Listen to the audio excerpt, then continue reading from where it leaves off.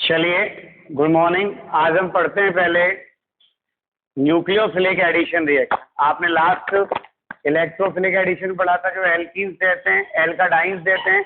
अपन ने उसमें केवल एल्कीन की पढ़ी, एल्काडाइंस वगैरह अपन जैसे जैसे आते जाएंगे पढ़ते जाएंगे।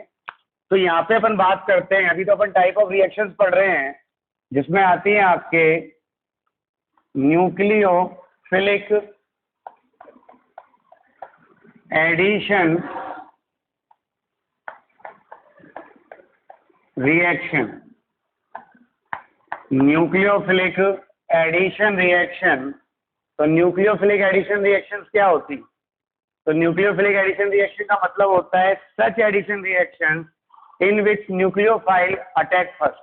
मतलब ऐसी एडिशन रिएक्शन जिनमें न्यूक्लियोफाइल का अटैक पहले होता है, वो कहलाती है आपके न्यूक्लियोफिलिक एडिशन रिएक्शन। क्लियर है? तो यहाँ पर ये जो रिएक्शंस होती हैं, इनमें क्या होता है, न्यूक्लियोफाइल अटैक्स फर्स्ट। क्लियर है? सबसे पहले अटैक करता है, तो इन्हें हम कहते हैं न्यूक्लियोफिलिक एडिशन रिएक्शन। क्लियर? जैसे अपन यहाँ बात करें तो न्यूक्लियोफिलिक एडिशन रिएक्शन जो होती हैं वो कार्बोनिल कंपाउंड्स, कौन से कंपाउंड्स? कार्बोनिल कंपाउंड्स की या कार्बोनिल ग्रुप की कैरेक्टरिस्टिक रिएक्शंस होती है। जैसे आपने अभी पढ़ा होगा तो इतना समझ में आ गया होगा कि रिएक्शन जो होती है वो स्पेशल टाइप के कंपाउंड देते हैं। जैसे electrophilic substitution reaction benzene ring देती है। Clear? Electrophilic addition reaction alkene, alkyne, alkadienes देते हैं।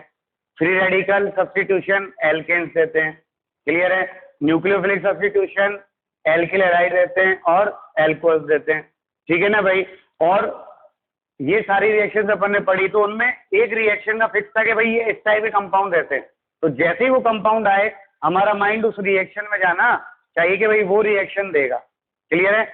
और रिएक्शनों को पढ़ने के लिए सबसे बेस्ट क्या है कि आपको यही पता होना चाहिए कौन सा कंपाउंड है और कौन सी रिएक्शन देगा। बात क्लियर है? आज जैसे मैं कोई पूछे सर ये मास्टर किस सब्जेक्ट का है, तो आपको बता दिया भाई राजेंद्र छिपा है, एमएससी केमिस्ट्री, तो आप क्या कहोगे? यार केमिस्ट्री का टीचर है। किसका टीचर है? केमिस्ट्री है, क्योंकि उसने कहा ना एमएससी केमिस्ट्री है, इसका मतलब केमिस्ट्री का टीचर है। क्लियर? अगर उसने कहा कि भाई एमएससी फिजिक्स है, तो मतलब फिजिक्स का टीचर है। तो वो अपन उसके कैरेक्टर को बता देते हैं ना भाई कैसा होगा। तो ये है आपके कार्बोनिल ग्रुप की रिएक्शन देते हैं, और कार्बोनिल ग्रुप में आता है एल्डिहाइड और कीटोन। क्लियर? ये दो आते हैं। क्लियर है? एक तो आता है एल्डिहाइड और एक आता है कीटोन। अब यहाँ पर अपन देखें, वहाँ क्वेश्चन आता है कि भाई वाई द कार्बोनिल कंपाउंड। ये आपके चैप्टर नंबर 13 का पूरा टॉपिक है, मतलब ध्यान रखना बड़ा टॉपिक है। इसमें चैप्टर नंबर 13 में वहाँ पे क्वेश्चन आता है why the carbonyl compound give nucleophilic addition reaction, explain. Clear है? ये 2 मार्क्स में आएगा आपके, तो आपको एक्सप्लेन करना है। तो मैंने क्या कहा, एडिशन तो दोनों का ही होना है, इलेक्ट्रोफाइल का भी होना है और न्यूक्लियोफाइल का भी होना है, लेकिन जिसका पहले होता है उसी के नाम पे रिएक्शन होती है। क्लियर है? अगर न्यूक्लियोफाइल का हो तो न्यूक्लियोफिलिक एडिशन रिएक्शन, इलेक्ट्रोफाइल का हो रहा है तो इलेक्ट्रोफिलिक एडिशन रिएक्शन। तो यहाँ पे अपन ने ये ले लिया कार्बोनिल ग्रुप। कार्बोनिल ग्रुप का मतलब सीओ ग्रुप, जो एल्डिहाइड और कीटोन में होता है। कार्बोक्सिलिक एसिड में कार्बोनिल ग्रुप नहीं कहते इसको। ठीक है ना भाई? कार्बोनिल ग्रुप केवल इनमें ही होता है, एल्डिहाइड और कीटोन में। इनमें क्यों नहीं होता वो जब चैप्टर पढ़ेंगे तो बता देंगे वहाँ। ठीक है ना भाई? तो यहाँ पे आप देखिएगा कैसे आएगा, वो देखिए। वो लाइट बंद कर दे यार, उधर से फोकस आ रहा है, रहने दे कोई बात। तो यहाँ पर देखिएगा कार्बोनिल ग्रुप में क्या होता है, कार्बोनिल ग्रुप में ऑक्सीजन जो है उसकी इलेक्ट्रोनेगेटिविटी हाई है देन कार्बन, और जब इलेक्ट्रॉन नेगेटिविटी ऑफ ऑक्सीजन ज्यादा है कार्बन से, तो बॉन्ड के इलेक्ट्रॉन को कौन अट्रैक्ट करेगा? ऑक्सीजन अट्रैक्ट करेगा। और ऑक्सीजन अट्रैक्ट करेगा तो ऑक्सीजन पे तो आएगा नेगेटिव चार्ज और कार्बन पे आएगा पॉजिटिव चार्ज। तो यहाँ पर इस पे तो आया नेगेटिव चार्ज और इस पे आया पॉजिटिव चार्ज। क्लियर? अब यहाँ पर आप देखें, इस नेगेटिवली चार्ज ऑक्सीजन पर तो इलेक्ट्रोफाइल अटैक कर सकता है, और इस पॉजिटिवली चार्ज कार्बन पर न्यूक्लियोफाइल अटैक कर सकता है। भाई नेगेटिव है तो जहाँ खाना है वहाँ भूखा अटैक करेगा, जहाँ भूखा है उस पर रोटी वाला अटैक करेगा। क्लियर है? तो ये न्यूक्लियोफाइल कहाँ अटैक करेगा? जहाँ इलेक्ट्रॉन डेंसिटी कम है, मतलब पॉजिटिव चार्ज पर। तो ये तो न्यूक्लियोफाइल है, इसे बोलते हैं इलेक्ट्रोफिलिक सेंटर। क्या बोलते हैं इसे? अगर किसी मॉलिक्यूल की बात करें तो दोनों सेंटर है ना यहाँ पर, ये इलेक्ट्रोफिलिक है और ये न्यूक्लियोफिलिक है। तो इस पर पॉजिटिव चार्ज जितना बढ़ेगा इसका अटैक भी बढ़ेगा, वो अपन अभी बात करेंगे। तो यहाँ पे अपन इन दोनों का अटैक करवा लेते हैं, एक बार न्यूक्लियोफाइल का और एक बार इलेक्ट्रोफाइल का। आपको कभी भी देखना हो कौन सी रिएक्शन देगा, आप पहले बिना डरे दोनों का अटैक कर दो, और दोनों को अटैक करने के बाद यहाँ देखो, यहाँ अटैक करेंगे अपन न्यूक्लियोफाइल का तो यहाँ NU आएगा, क्लियर, ऐड हो गया, माइनस बन गया। और यहाँ अटैक करेंगे इलेक्ट्रोफाइल का, OE आएगा प्लस। यहाँ इंटरमीडिएट बना ऑक्सो एनायन, भाई ऑक्सीजन पे एनायन है, और यहाँ इंटरमीडिएट क्या बना, कार्ब कैटायन। ओके, ये कार्ब कैटायन बना। अब बेटा हो, आप यहाँ देखिएगा कौन मोर स्टेबल है। अपन ने इससे पहले वाली में कहा था कि भाई carb cation more stable then carb anion, तो अपन वो चार्ज के बेस पे देखा। तो यहाँ positive charge less electronegative atom पर है, और यहाँ नेगेटिव चार्ज जो है वो मोर इलेक्ट्रोनेगेटिव एटम पर है। क्लियर है? दोनों ही क्लियर है ना भाई? अब दोनों में चार्ज तो कोई दिक्कत ही नहीं है, और जब चार्ज फिक्स है तब हम देखते हैं ऑक्टेट। क्या देखेंगे? ऑक्टेट। जबकि रेजोनेटिंग स्ट्रक्चर की स्टेबिलिटी में पहले ऑक्टेट देखते थे, फिर चार्ज देखते थे। यहाँ अपन पहले तो देखेंगे चार्ज, फिर देखेंगे ऑक्टेट। अब यहाँ पे देखो, ऑक्टेट ऑफ ऑक्सीजन कंप्लीट है भाई, जिस पे एनायन उसका कंप्लीट है। यहाँ कार्ब कैटायन है, बाकी तो सबका कंप्लीट है भाई। तो ऑक्टेट ऑफ कार्बन इनकम्प्लीट है। ओके, तो जहां ऑक्टेट कंप्लीट होता है वो ज्यादा स्टेबल होता है, जहां ऑक्टेट इनकम्प्लीट होता है वो ज्यादा स्टेबल होता है। जहां ऑक्टेट कंप्लीट होता है वो मोर स्टेबल होता है बजाय ऑक्टेट इनकम्प्लीट के। तो ये मोर स्टेबल है, क्लियर, और ये आपका लेस स्टेबल है। ओके, तो जो लेस स्टेबल है, मैंने क्या कहा, उधर जाना ही नहीं है। आपसे कहते हैं बेटा तू ये पढ़ाई कर ले, तेरे को जॉब ही नहीं मिलेगा, तुम कर ही नहीं सकते। क्लियर है? लेकिन आपको कहते हैं कि नहीं तू ये कर काम, तू IAS बन जाएगा, तुम बड़े मन से लगे रहोगे। तो वो स्टेबिलिटी की ओर होता है, और हर पार्टिकल स्टेबिलिटी की ओर जाता है। तो यहाँ पर ये इंटरमीडिएट मोर स्टेबल है देन दिस, तो रिएक्शन इस पाथ से जाएगी, इस पाथ से नहीं जाएगी। और जब रिएक्शन इस पाथ से जा रही है तो पहले कौन अटैक कर रहा है? न्यूक्लियोफाइल अटैक कर रहा है। So it give the nucleophilic addition reaction. क्या देता है? Nucleophilic addition. अब नेक्स्ट स्टेप में तो किसका अटैक होगा? वही E+ का, और E+ का अटैक होगा तो क्या बनेगा? OE और N बनेगा प्रोडक्ट। कोई कंफ्यूजन? तो ये आता है आपके प्रोडक्ट। तो आप क्या कहोगे? इन कार्बोनिल कंपाउंड या इन carbonyl group the electron negativity of oxygen is more than carbon. मैं इसको लिखने का तरीका बताता हूँ आपको, जो अपन ने लिखा है इसको कैसे रिप्रेजेंट करना है आपको। तो अपन ने इस स्टेप में क्या करा? Electronegativity of oxygen is more than carbon, so the 5 electrons attracted by the oxygen atom. तो ऑक्सीजन एटम क्या कर रहा है? 5 इलेक्ट्रॉन को अट्रैक्ट कर रहा है। Due to this negative charge comes on oxygen atom and positive charge comes on carbon atom. So nucleophile can attack on positively charged carbon and electrophile can attack on negatively charged carbon atom. But here nucleophile attacks first because the forming oxoanion is more stable than carb cation. So these compounds give the nucleophilic addition reaction. Any confusion? अरे है क्या? क्यों देते हैं addition? Complete है? अरे complete है, कोई प्रॉब्लम है? नोट्स तो आप बना लोगे ना वीडियो देख के। तो ये हो गया एडिशन रिएक्शन का कंसेप्ट। अब यहाँ पे अपन इसको तो हटा दें, है ना? आप जब लिखोगे दोनों को लिखना है आपको। अब अपन यहाँ पे बात करें नेक्स्ट कि सर ये तो हो गया एडिशन रिएक्शंस देते हैं और क्यों देते हैं। पहले यहाँ तक देख लो आया कि नहीं आया। अब मेन काम क्या है? रिएक्टिविटी का काम है। जैसे आपने इलेक्ट्रोफिलिक सब्स्टिट्यूशन पढ़ा, उसमें आपने कहा सर ये ऑर्थो पैरा डायरेक्टिंग है, ये मेटा डायरेक्टिंग है, इसकी प्रेजेंस में यहाँ होगा। फिर ऑर्थो पैरा में भी आपने कहा नहीं सर इस केस में तो ऑर्थो बनेगा, इस केस में पैरा बनेगा। मैंने पूरा सेपरेट करा है सबको अलग अलग। क्लियर है? उसके बाद फिर आपने दो ग्रुप जोड़े, तो उसमें कहा था दोनों ही प्लस एम है, तो अपन ने कहा स्ट्रॉन्ग प्लस एम के अकॉर्डिंग अटैक करेगा। फिर एक में कहा आपने अगर एक प्लस एम एक माइनस एम है तो प्लस एम के अकॉर्डिंग अटैक करेगा। और फिर आपने कहा कि सर नहीं दोनों माइनस एम हो तो स्ट्रॉन्ग माइनस एम के अकॉर्डिंग अटैक करेगा। तो फिक्स है, अगर कंसेप्ट से चलोगे तो कभी भी डिफीट नहीं खाओगे, अब पढ़ोगे ही नहीं तो भैया देख कोई चारा नहीं है उसका। क्लियर है यहाँ पे।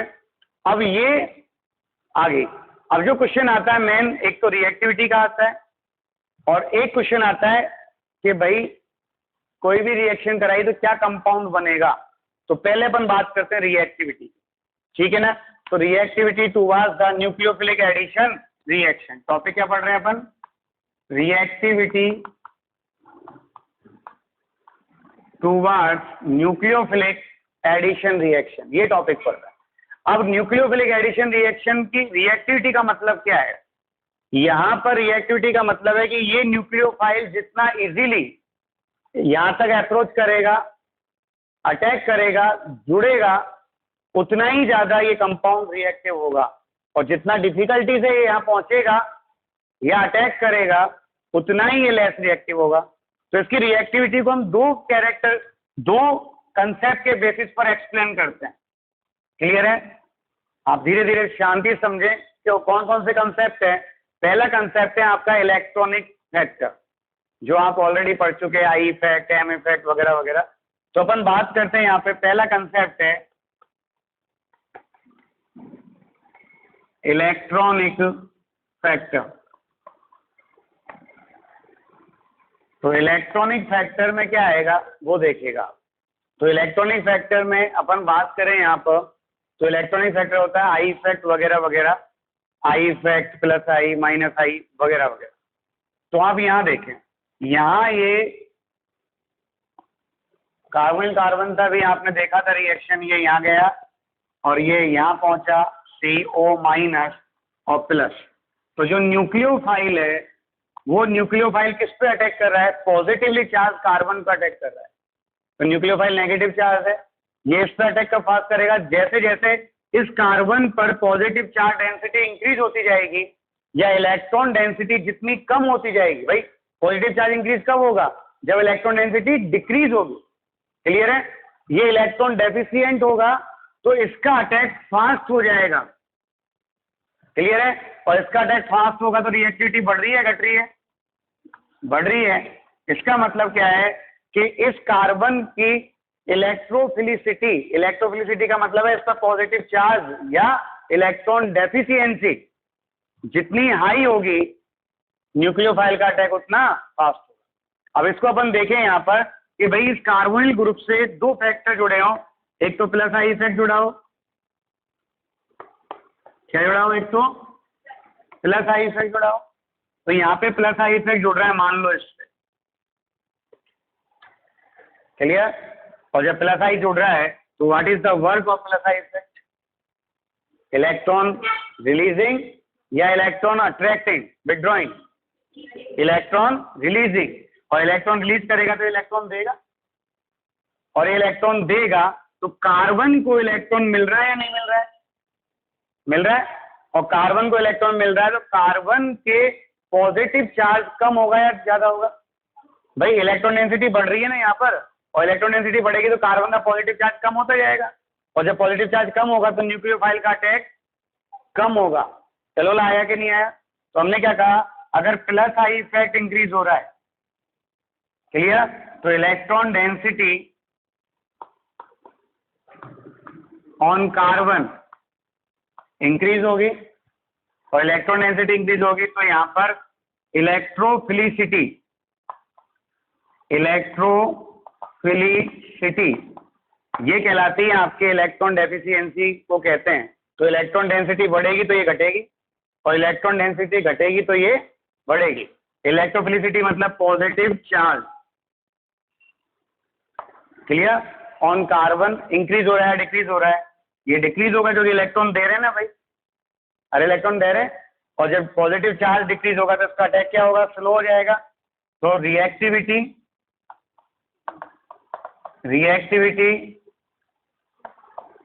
Towards nucleophile decrease, clear, nucleophile के रेस्पेक्ट में रिएक्टिविटी क्या होगी, डिक्रीज होगी। तो प्लस आई इफेक्ट रिएक्टिविटी क्या करेगा, डिक्रीज करेगा। क्लियर है। फिर यहाँ पे अपन बात करें minus I effect. Minus I effect, आप तो एक कंसेप्ट माइंड में सोच लें बस, इफेक्ट कोई सा भी लगे, आपको तो बस ये करना है कि इस कार्बन से अगर कोई इलेक्ट्रॉन खींचने वाला जुड़ गया तो रिएक्टिविटी को बढ़ाएगा, और कोई देने वाला जुड़ गया तो घटाएगा। क्लियर है, इतना ध्यान। तो जितने माइनस वाले हो तो खींचेंगे, प्लस वाले जो है वो देंगे। तो यहाँ पे माइनस आई इफेक्ट वाला लग रहा है, सपोज दैट लग रहा है, और ये लग रहा है, तो माइनस आई क्या काम करता है, इलेक्ट्रॉन विड्रॉइंग ग्रुप है, और इलेक्ट्रॉन को विड्रॉ करेगा, खींचेगा तो इस कार्बन से इलेक्ट्रॉन ले रहा है, और इस कार्बन से इलेक्ट्रॉन लेगा तो कार्बन की इलेक्ट्रॉन डेंसिटी में क्या आएगी, कमी आएगी, और कार्बन पर इलेक्ट्रॉन डेंसिटी कम होगी मतलब पॉजिटिव चार्ज इंक्रीज होगा, और पॉजिटिव चार्ज इंक्रीज होगा तो इलेक्ट्रोफिलिसिटी भी इंक्रीज होगी, और इंक्रीज होगी तो रिएक्टिविटी भी इंक्रीज होगी। तो अपन यहाँ कह दें कि माइनस आई इफेक्ट इंक्रीज होगा तो electron density on carbon decrease होगी, और इलेक्ट्रोफिलिसिटी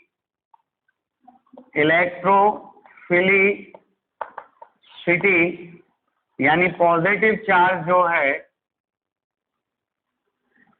वो क्या होगा, इंक्रीज होगा, और पॉजिटिव चार्ज इंक्रीज होगा तो रिएक्टिविटी टुवर्ड्स न्यूक्लियोफाइल क्या होगी, इंक्रीज होगी। इसका मतलब क्या है कि जैसे जैसे माइनस आई इफेक्ट बढ़ेगा रिएक्टिविटी बढ़ेगी, और जैसे जैसे प्लस आई इफेक्ट बढ़ेगा रिएक्टिविटी घटेगी। कोई कंफ्यूजन? ये था इलेक्ट्रॉनिक फैक्टर। कोई दिक्कत है? तो यहाँ पे अपन देखें कि रिएक्टिविटी कैसे आएगी, क्योंकि ये इस चैप्टर नंबर 13 पूरा इसी पर डिपेंड करेगा, रिएक्टिविटी पर। चैप्टर नंबर 13 में कुछ है भी नहीं न्यूक्लियोफिलिक अटैक के अलावा, बस आपको वो आना चाहिए कौन मोर रिएक्टिव कौन लेस रिएक्टिव। और सबसे ज्यादा क्वेश्चन अगर आईआईटी में और नीट में आते हैं तो वो कार्बोनिल से आते हैं। सबसे ज्यादा रिसर्च में जो चैप्टर चलता है वो यही चलता है। क्लियर है? हर जगह पर आपको इसकी रिएक्शंस जो है टकराएंगे, सबसे ज्यादा रिएक्शंस भी इसी चैप्टर में है। परेशान भी यही चैप्टर करेगा, क्यों? सबसे ज्यादा नेम रिएक्शन है चैप्टर में, और सब चीज को रटना आसान है, लेकिन नेम रिएक्शन को पढ़ना थोड़ा सा उसमें क्या है, वो रटना ही पड़ेगा, ये कंपाउंड ये देता है और ये कंपाउंड ये देता है, लेकिन अपन रटने नहीं देंगे। क्लियर? तो यहाँ पे देखो, ये लिया अपन ने HCHO। क्लियर? आपने यहाँ लिया CH3CHO। क्लियर? आपने यहाँ लिया CH3CH2 और CHO, और यहाँ पे आपने लिया CH3C डबल बॉन्ड हो और CH3। क्लियर? तो यहाँ रिएक्टिविटी जो है सबसे ज्यादा इसकी होगी, क्योंकि जीरो आई इफेक्ट है। फिर ये प्लस आई हो गया, यहाँ प्लस आई और बढ़ गया, और यहाँ प्लस आई और ज्यादा हो गया। दो साइड से लग रहा है ना भाई? तो जहाँ प्लस आई सबसे ज्यादा है रिएक्टिविटी सबसे कम। क्लियर? और एग्जाम्पल बहुत कम आएंगे वहां पर, अपन को तो यही पढ़ना है। क्लियर? और देखें अपन, अब सेकंड फैक्टर देखें अपन। ये तो पहला फैक्टर हो गया इलेक्ट्रॉनिक फैक्टर, जो इंडक्टिव इफेक्ट पर डिपेंड करेगा। क्लियर है? अब हम बात करें, सेकंड आता है स्टेरिक फैक्टर। स्टेरिक फैक्टर किस पर डिपेंड करेगा? इससे जुड़े हुए ग्रुप के साइज पर। क्लियर है? स्टेरिक यहाँ पे भी आएगा, मतलब त्रिविम हो गया वो। क्लियर? तो यहाँ पे स्टेरिक हिंड्रेंस की बात करें अपन, तो स्टेरिक फैक्टर की बात करें तो स्टेरिक फैक्टर देखिए कैसे होगा, आप देखिएगा। सेकंड फैक्टर है आपका स्टेरिक फैक्टर।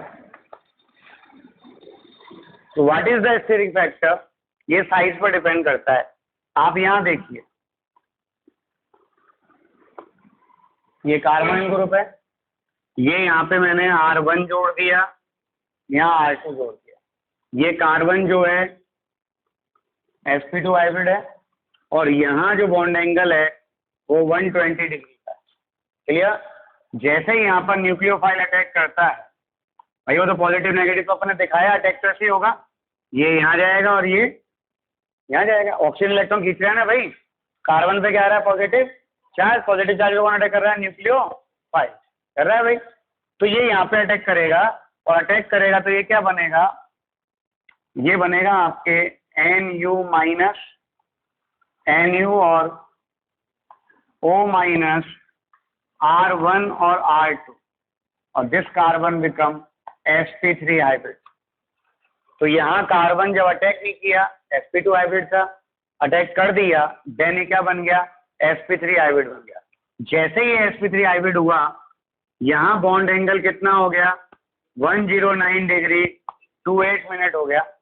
कितना हो गया बॉन्ड एंगल, 109 डिग्री 28 मिनट हो गया। और जैसे 109 डिग्री 28 मिनट हुआ तो यहाँ ग्रुप ज्यादा दूर थे या यहाँ ज्यादा दूर है, भैया डिस्टेंस कम होगी ना। और एल्किल ग्रुप में जब डिस्टेंस कम होती है, मैंने आपको स्टीरियो में पढ़ाया था कि जब एल्किल ग्रुप के बिटवीन डिस्टेंस कम होती है तो उनके बिटवीन कौन सा रिपल्शन लगता है, वान डर वाल रिपल्शन। कौन सा लगता है, तो यहाँ पर वान डर वाल रिपल्शन बहुत हाई होगा। और जब वान डर वाल रिपल्शन बहुत हाई होगा तो जितना ज्यादा रिपल्शन स्टेबिलिटी उतनी डाउन हो। क्लियर है, क्या कहा मैंने, जितना ज्यादा रिपल्शन स्टेबिलिटी उतनी डाउन होगी। और जब इंटरमीडिएट लेस स्टेबल बनेगा तो रिएक्टिविटी अपने आप कम हो गई। पहला तरीका तो ये रिपल्शन के बेस पे दे दिया। दूसरा तरीका देखो यहाँ पर, क्लियर है। तो इसका मतलब क्या है, इस रिपल्शन जितना ज्यादा होगा इसकी स्टेबिलिटी उतनी कम होगी और स्टेबिलिटी जितनी कम होगी रिएक्टिविटी उतनी कम होगी। इसका मतलब क्या है, इन ग्रुप का साइज जैसे जैसे बढ़ता जाएगा, क्या कहा मैंने, इन ग्रुप का साइज जैसे जैसे बढ़ता जाएगा इनमें रिपल्शन भी इंक्रीज होता जाएगा। और रिपल्शन इंक्रीज होगा तो स्टेबिलिटी डिक्रीज होगी और डिक्रीज होगी तो रिएक्टिविटी भी डिक्रीज होगी। अब साइज बढ़ने पे क्या फर्क पड़ता है, क्लियर है, उसी को तो स्टेरिक हिंड्रेंस कहते हैं। तो यहाँ पे अगर आप देखें, है ना, ये तो मैंने फैक्टर समझा दिया पूरा। अब नॉर्मल वे में स्टेरिक हिंड्रेंस देखें आप, ये कार्बोनिल ग्रुप था सपोज है और इस कार्बोनिल ग्रुप के यहाँ पर ये CH3 जुड़ रहा है और ये इधर एक CH3 जुड़ गया, तो ये क्या है, इसका बल्कि साइज है और ये भी इसका भी क्या है, बल्कि साइज। अब न्यूक्लियोफाइल को पहुंचना है तो यहां तक पहुंचना इजी है डिफिकल्ट है भाई। पहले तो क्या था, जब साइज ही नहीं था, केवल हाइड्रोजन था, कोई साइज ही नहीं हाइड्रोजन का, तो न्यूक्लियोफाइल क्या कर रहा था, इजीली अप्रोच कर रहा था। क्या कर रहा था भाई, इजीली अप्रोच कर रहा था। लेकिन यहां पर न्यूक्लियोफाइल इजीली पहुंच सकता है क्या, क्यों नहीं पहुंच रहा, न्यूक्लियोफाइल क्यों नहीं पहुंच रहा, क्योंकि ये रोक रहा है, ये नहीं रोक रहा है इसको। कौन रोक रहा है, ये रोक रहा है। और ये क्यों रोक रहा है, अपने बल्कि साइज के कारण। और जब बल्कि, अब यहां पर केवल ये पहुंचा क्यों नहीं, इसके साइज के कारण नहीं पहुंचा, और साइज के कारण नहीं पहुंचा तो इसे ही कहते हैं स्टेरिक फैक्टर। क्या कहते हैं इसको, स्टेरिक फैक्टर कहते हैं, क्लियर है। और इसे ही कहते हैं स्टेरिक हिंड्रेंस। इसका मतलब क्या है, इस कार्बन कार्बन से जुड़े हुआ ग्रुप जितना बड़ा होता जाएगा, इस न्यूक्लियोफाइल की अप्रोच या न्यूक्लियोफाइल का अटैक उतना ही कम होता जाएगा। और जितना कम होगा, जब अटैक ही नहीं हो रहा तो काहे की रिएक्टिविटी। भाई तुमने भोजन करा, लगाया 500 आदमी का, आदमी नहीं आया तो काहे का भोजन कराया तुमने, कुछ भी बना लो, कोई फर्क थोड़ी पड़ता है।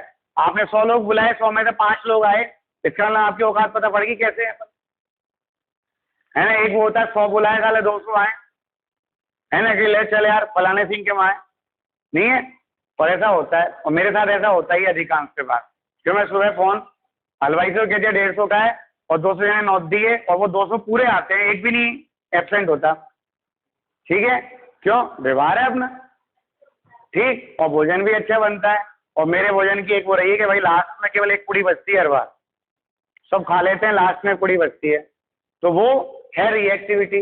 अब यहाँ पे अप्रोच ही नहीं हो रही भाई, साइज बढ़ गया, साइज बढ़ गया तो अप्रोच ही नहीं कर पा रहे। जैसे आज आप घर पे यदि अपने पिता से माता से बात ही नहीं कर पाओ, इसका मतलब आपका उनके साथ ट्यूनिंग है ही।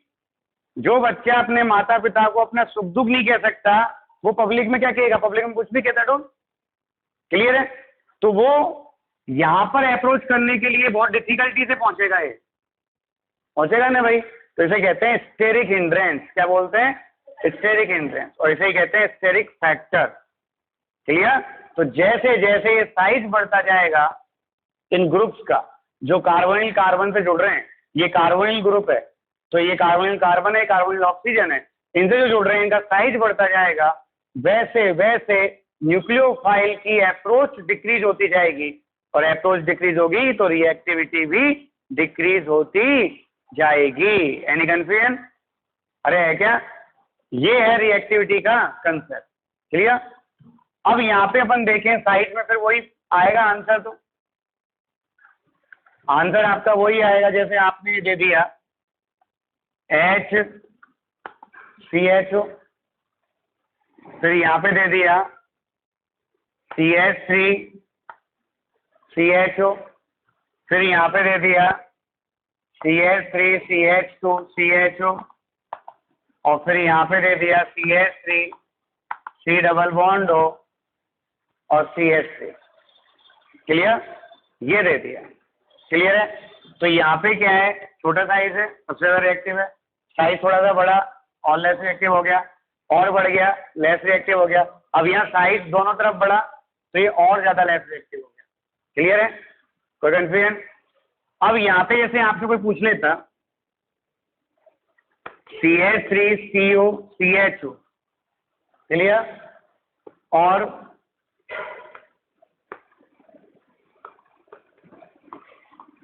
C डबल बॉन्ड O और H, इन दोनों में से मोर रिएक्टिव कौन है?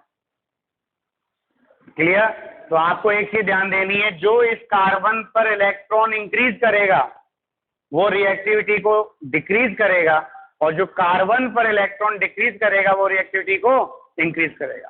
क्लियर है मेरा कंसेप्ट?